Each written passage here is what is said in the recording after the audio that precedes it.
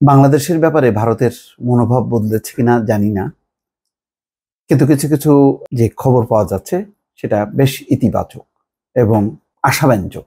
কেন বললাম, একটা বৈঠক হয়েছে বিজিবি এবং বিএসএফ এর। সেখানে বিবাদমান 200 একর জমি ফিরে পাবে বাংলাদেশ। বাংলাদেশকে 200 একর জমি দেবে ভারত, এরকম একটা পরিস্থিতি। কয়েকদিন আগে দেখলেন না, পেঁয়াজের শুল্ক তারা প্রত্যাহার করছে যাতে বাংলাদেশে পেঁয়াজের দাম না বাড়ে। তার মানে পেঁয়াজ শুল্ক প্রত্যাহার হওয়ার পর কম দামে পেঁয়াজ ছাড়লে বাংলাদেশের পেঁয়াজের যে বাজার সেটা স্থিতিশীল হবে। এই যে মনোভাবগুলো, এই মনোভাবগুলোর পেছনে নিশ্চয়ই রাজনীতি আছে, এটা ছাড়া তো হয় না। আর জমি বিরোধ তো সাংঘাতিক রকম। এখন শেখ হাসিনা নাই, তারপরেও অন্তর্বর্তী সরকারের সময় 1 একর কেন, মানে কি বলে 1 ছটাক জমি, 1 ইঞ্চি জমি দেওয়া পাওয়াটাও তো অনেক বড় ব্যাপার। সেখানে 200 একর জমি পাচ্ছে। তো খবরটা বলি, খবরটা হচ্ছে এই: ভারতের অভ্যন্তরে বাংলাদেশের আনুমানিক 200 একর জমি এবং বাংলাদেশের অভ্যন্তরে ভারতের আনুমানিক 40 একর জমির গড়মিল পাওয়া গেছে। কুষ্টিয়ার দৌলতপুর সীমান্তে পদ্মা নদীর ভাঙনে ভারতীয় সীমান্তে বিলীন হওয়া প্রায় 200 একর জমির মালিকানা ফিরে পেতে যাচ্ছেন বাংলাদেশি মালিকরা। রোববার অনুষ্ঠিত দুই দেশের সীমান্তরক্ষী বাহিনীর ঊর্ধ্বতন কর্মকর্তাদের সৌজন্য বৈঠকে বিবাদমান জমি নিয়ে আলোচনায় পুনরায় জরিপ করে মালিকানা প্রকৃত মালিকদের বুঝিয়ে দেওয়ার সিদ্ধান্ত নেওয়া হয়।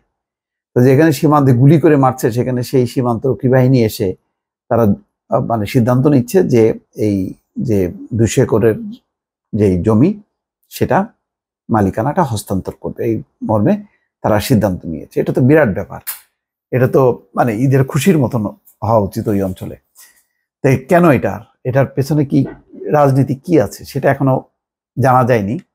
তো এখানে বলা হচ্ছে যে এই তথ্য নিশ্চিত করে বিজিবির 47 ব্যাটালিয়নের অধিনায়ক লেফটেন্যান্ট কর্নেল মোহাম্মদ মাহবুব মোর্শেদ রহমান বলেন, বিবাদমান জমি পুনরায় জরিপ করে প্রকৃত মালিকদের ফিরিয়ে দেওয়ার সিদ্ধান্ত নেওয়া হয়েছে। বিবাদমান জমিগুলো ভারত সীমান্তে দৌলতপুর উপজেলার রামকৃষ্ণপুর ইউনিয়নের পদ্মা নদী ঘেঁষা 40 পাড়া এলাকায়।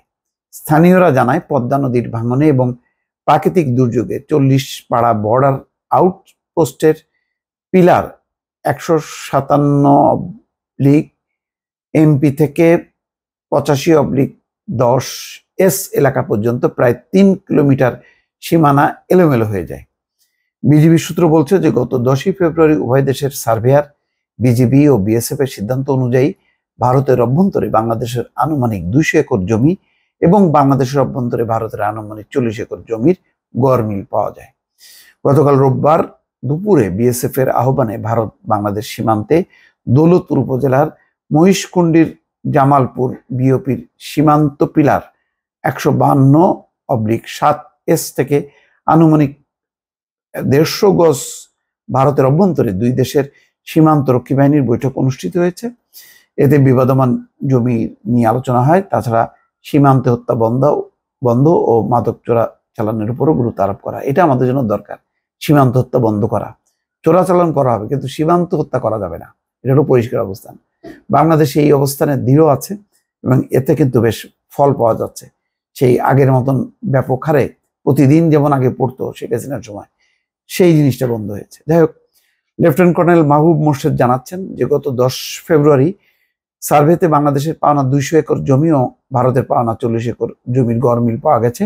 আগামী অক্টোবরে সুবিধাজনক সময় উভয় দেশের সার্ভেয়ার বিজিবি ও বিএসএফ এর উপস্থিতিতে পুনরায় জরিপ করে জমির প্রকৃত মালিকদের কাছে হস্তান্তর করতে উভয় ব্যাটালিয়ন কমান্ডাররা এক ঐক্যমত্য পৌঁছেছে। তিনি বলেন, মূলত সীমান্তের বিবাদমান অংশটি নদী এলাকায় পদ্মার ভাঙন ও প্রাকৃতিক দুর্যোগের কারণে দুই দেশের সঠিক সীমানা নির্ধারণে জটিলতা ছিল। দুই দেশের প্রচেষ্টায় তার সম্ভাবনা দেখা দিয়েছে।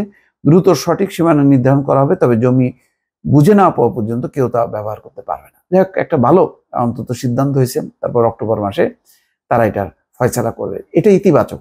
আমরা ভারতের সাথে তো বিবাদ করতে চাই না, কিন্তু মর্যাদা অধিকার নিয়ে মাথা উঁচু করে একটা সুন্দর সম্পর্ক রাখতে চাই।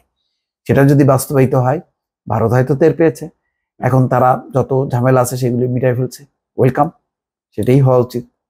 ভালো থাকবেন, আল্লাহ হাফেজ।